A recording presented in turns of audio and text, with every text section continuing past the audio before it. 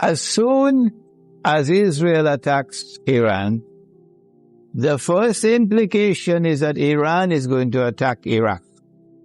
And Iran is strategically poised, advantageously poised to attack the United States in Iraq.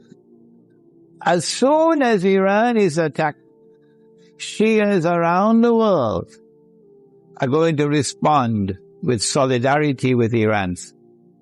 And that includes the majority population of Iraq, which is Shia. What about the Sunni in Iraq? The Sunnis are waging a war against the United States. They want to get the United States out of Iraq.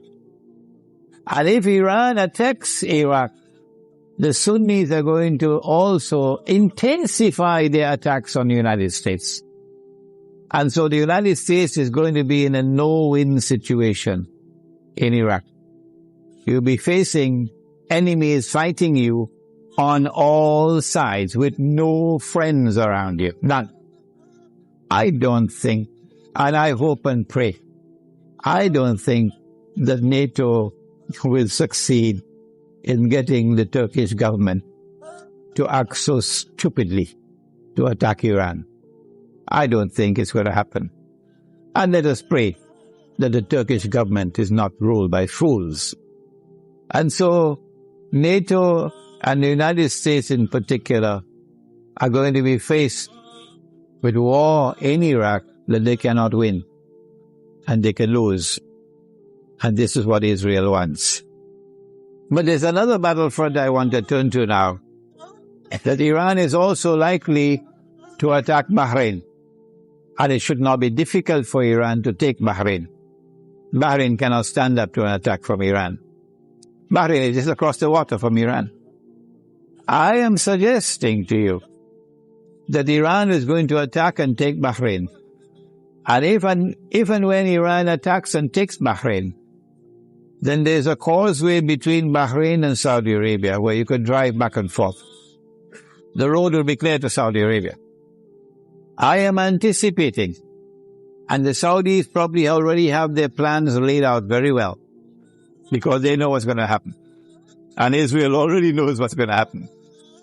Then they're then going to turn to the United States to invoke whatever secret agreements they have of defense.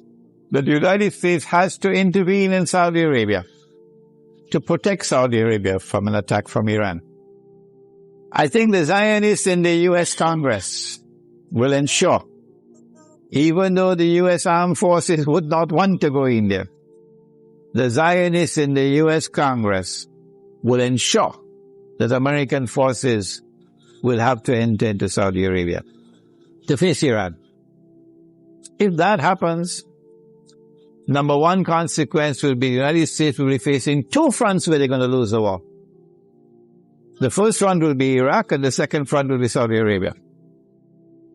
In order to save the United States from defeat, Israel will have to intervene. And so history will repeat itself for those who have been reading Jerusalem in the Quran.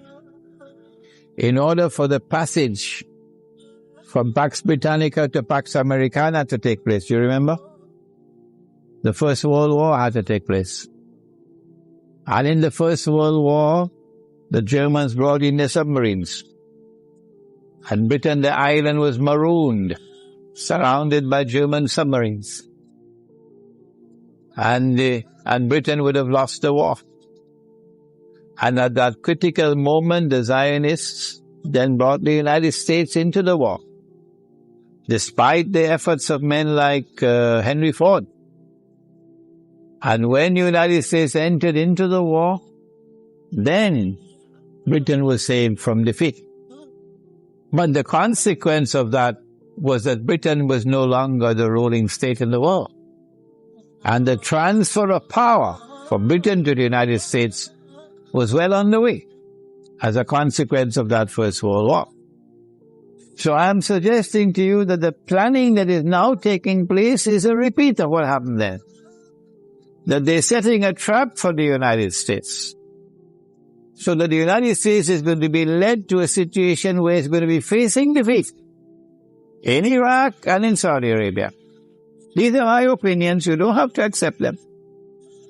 And only one power in that region could intervene to save the United States from defeat, and that is Israel.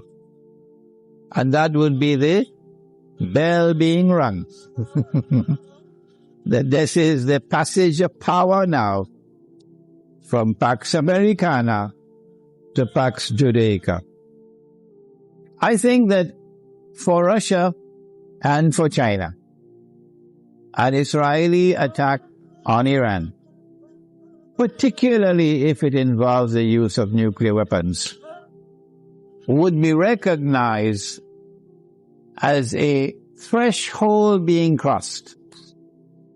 That so long as you did not cross that threshold, Russia and China were prepared to go along and continue.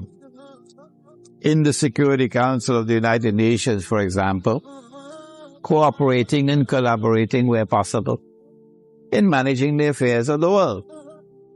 But once you cross that threshold, the implication for Russia and China is that you have crossed the point of no return.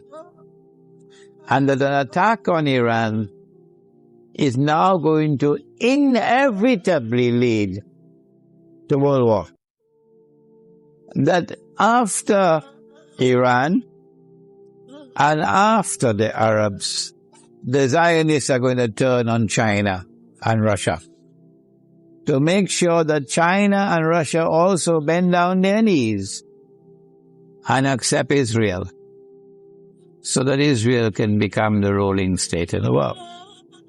No Jew is going to accept Dajjal as the Messiah if Israel has not established its dominion over the whole world.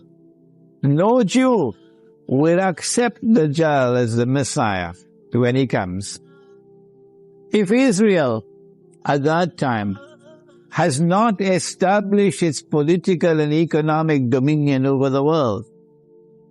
And that includes Russia and China. And so Russia and China would know today it's them, tomorrow it's us. And they're not going to wait until tomorrow to recognize that. The minute Iran is attacked, they will recognize that the threshold has been crossed and that we are now moving inevitably towards nuclear war.